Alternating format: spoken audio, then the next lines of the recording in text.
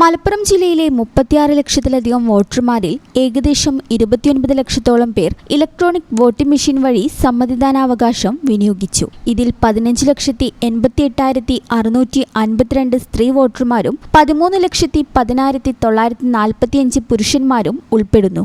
23 ട്രാൻസ്ജെൻഡേഴ്സും ഇത്തവണ വോട്ട് രേഖപ്പെടുത്തി. സ്ത്രീ വോട്ടർമാരുടെ സജീവ പങ്കാളിത്തമാണ് പോളിംഗ് ശതമാനം ഉയരാൻ പ്രധാന കാരണമായത്.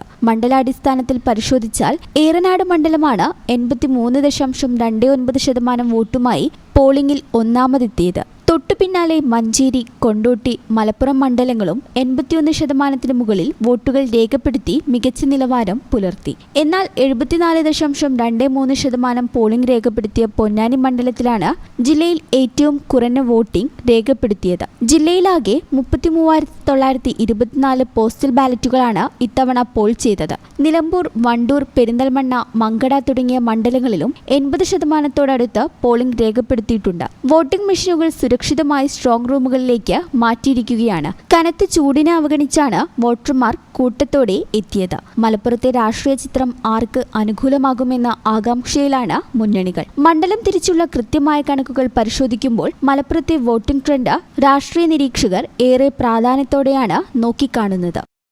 ഈ ചാനൽ ന്യൂസ്, മലപ്പുറം.